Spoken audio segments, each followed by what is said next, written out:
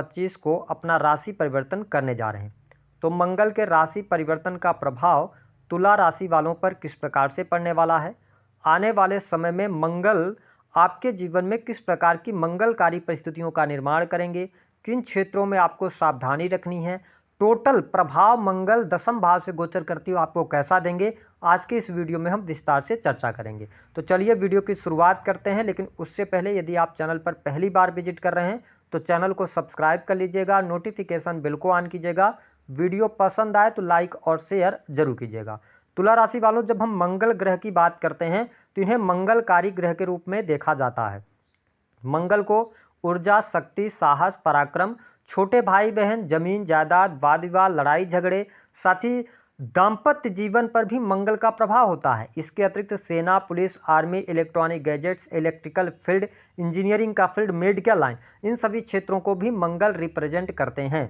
ऐसी स्थिति में मंगल देव 3 अप्रैल 2025 को चंद्रमा की कर्क राशि में प्रवेश करेंगे, जहां पर ये नीच के हो जाते हैं। कर्क राशि में ये नीच का प्रभाव देते हैं और यहां पर ये 7 जून 2025 तक गोचर करने वाले हैं। तो निसंदेह मंगल का यह गोचर आपके जीवन में कुछ महत्वपूर्ण बदलाव अवश्य लेकर आने वाला है। तो चलिए जानते हैं कि क्या परिवर्तन आपके जीवन में मंगल की वजह से होने वाले हैं। देखिए तुला राशि वालों, जब हम मंगल की बात करते हैं तो मंगल आपके द्वितीय भाव, वाणी भाव के स्वामी बनते हैं, साथ ही आपके लिए ये मार्केश भी बनते हैं। सप्तम भाव के स्वामी होकर आपकी राशि से दशम भाव में जाकर नीच के हो रहे हैं। तो देखिए मंगल का दशम भाव में जाकर नीच होना, अगर हम देखें तो करियर वाइज आपके लिए स्थिरता प्रदान करेंगे।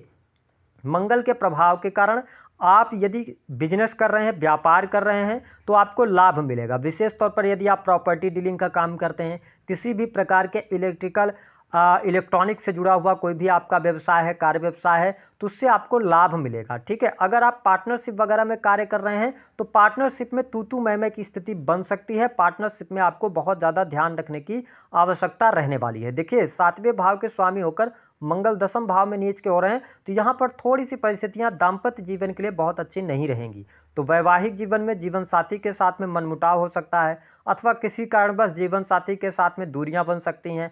तो यहाँ पर वैवाहिक जीवन में थोड़ा सा आप ध्यान रखिएगा तो आपके लिए अच्छा रहेगा। लेकिन कार्य व्यवसाय में लाभ आपको मिलता हुआ नजर आ रहा है। किसी भी प्रकार के सर्विस प्रोवाइडिंग के कार्य क्षेत्र से आप हैं, मेडिकल इक्विपमेंट का कार्य करते हैं, प्रॉपर्टी डीलिंग के कार्यों से जुड़े हुए हैं, तो आपके लिए यह समय अच्छा रहेगा। जो लोग सेना, पुलिस, आर्मी से रिलेटेड क्षेत्रों में हैं, गवर्नमेंट सेक्टर से भी आपको लाभ मिलेगा। अचानक से पदोन्नति मिलने के योग बनते हैं। कार्य व्यवसाय में आपको सफलता प्राप्त होती नजर आ रही है। आपके मान सम्मान में वृद्धि होगी। और ये पूरा जो समय रहेगा, तुला लग्न या तुला राशि है आपकी, तो आप देखेंगे कि अपने कार्य क्षेत्र को व्यवस्थित करने की तरफ आप एनर्जी लगाने वाले हैं। पूरी की पूरी एनर्जी आपके कार्य क्षेत्र पर रहने वाली है, जिसकी वजह से आप जो मेहनत करेंगे, आपकी लगन की वजह से आपको मान सम्मान की प्राप्ति होगी, ख्याति भी बढ़ेगी। लेकिन कार्यस्थल पर यदि आप प्राइवेट सेक्टर के अंदर नौकरी वगैरह कर रहे हैं तो यह ध्यान देना है कि आपके पीठ पीछे कॉन्स्पिरेंसी भी होगी।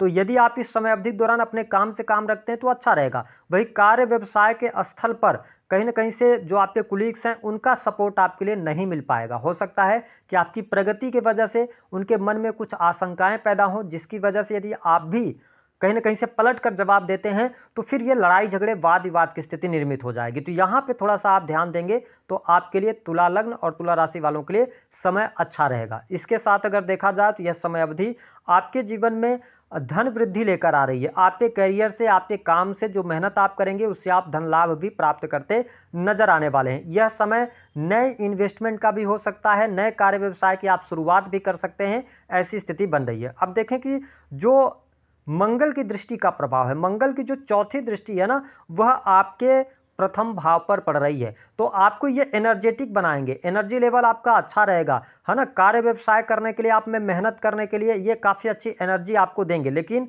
यहाँ पे ये ध्यान रखना है कि मंगल की जो चौथी दृष्टि होती है ये प्रोटेक्टिव होती है। तो ठीक है, लेकिन हड़बड़ाहट में, जल्दबाजी में आके आपको कार्य करने की आवश्यकता नहीं है। अगर आप जल्दबाजी में काम करेंगे तो मुश्किलों में आप फंस सकते हैं। दूसरी बात कि थोड़ा अपने सेहत का आपको जरूर ध्यान रखने की आवश्यकता रहेगी। विशेष तौर पर यदि आपको पहले से बीपी वगैरह की समस्या रही है या किसी भी प्रकार की एलर्जिकल प्रॉब्लम है तो आप ये ध्यान रखेंगे कि आप अपने खान पान को नियंत्रित करेंगे, अगर आपने खान पान को नियंत्रित नहीं किया तो फिर मुश्किलें होंगी। लेकिन हाँ, मैंने कहा कि मंगल की दृष्टि जब प्रोटेक्टिव होती है, चौथी दृष्टि, तो जब आपके प्रथम भाव पर पड़ रही है तो आपके अंदर मंगल ऐसी सोच जरूर पैदा करेंगे कि आपको डाइट की तरफ बढ़ना चाहिए, अपनी हेल्थ का ध्यान रखना चाहिए। कुछ लोग योग व्यायाम से जुड़ेंगे, तो कहीं ना कहीं से अपने आप को लेकर आप थोड़ा प्रोटेक्टिव जरूर होंगे। ये स्थिति यहां पर देखने को मिलेगी।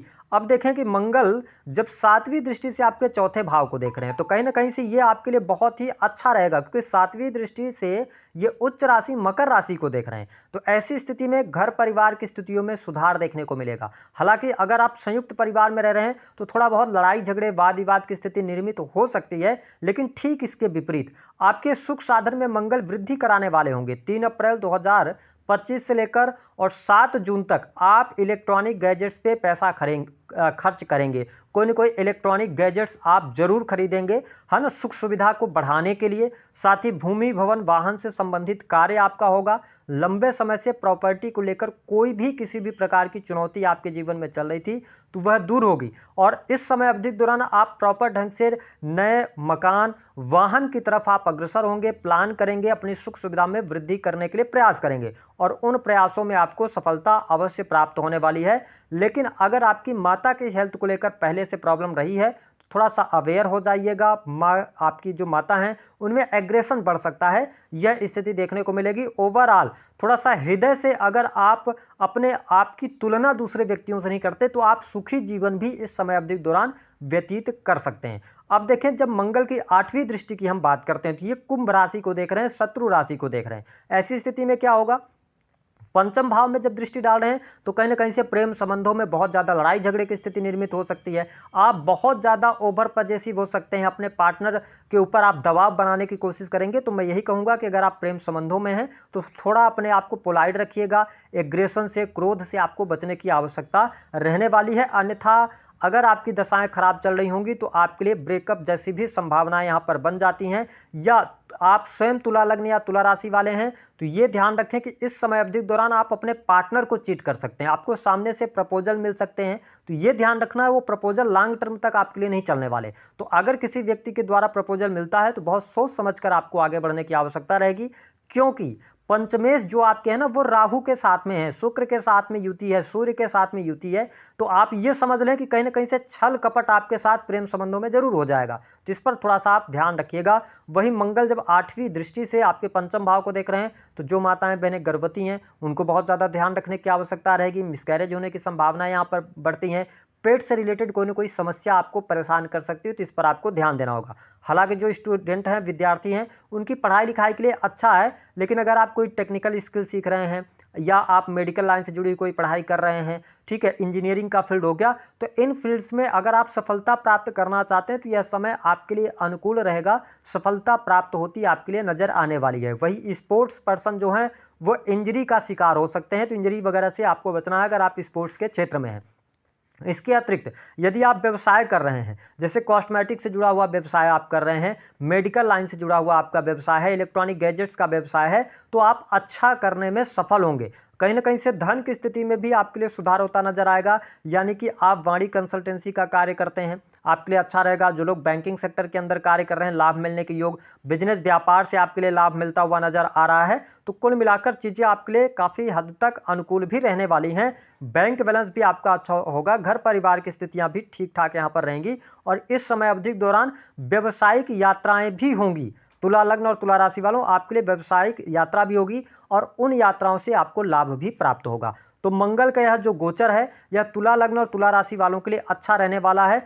सिवाय 2-3 बातों का आपको ध्यान रखने की आवश्यकता है। पहली बात यह है कि आप किसी भी कार्य व्यवसाय में हैं तो अपने क्लाइंट से अपनी बातों को स्पष्ट तौर पर आप रखिएगा। अगर आप झूठ बोलकर या मैनिपुलेट करके अपने बिजनेस को करने की कोशिश करेंगे उसमें आप फंसेंगे और आपके ऑर्डर कैंसिल होंगे। दूसरी बात यह रहेगी कि वाहन वगैरह अगर आप चलाते हैं तो वेटिंग वगैरह से इस टाइम फ्रेम के दौरान बचिएगा।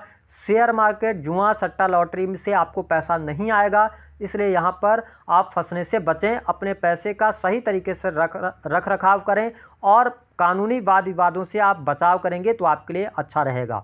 दी गई जानकारी पसंद आए तो वीडियो को लाइक करें। उपाय क्या करेंगे, दशम भाव से मंगल का जब गोचर हो रहा है तो आप पूरी की पूरी एनर्जी अपने कर्म स्थान पर आप लगा दीजिए। हनुमान जी की आराधना करते रहिए, ओम हंग हनुमते नमः मंत्र का जप 21 बार पर डे आप कीजिए। उसके बाद अपने कार्य के लिए निकलिए। हर चीज मंगल आपके लिए मंगलकारी करते रहे।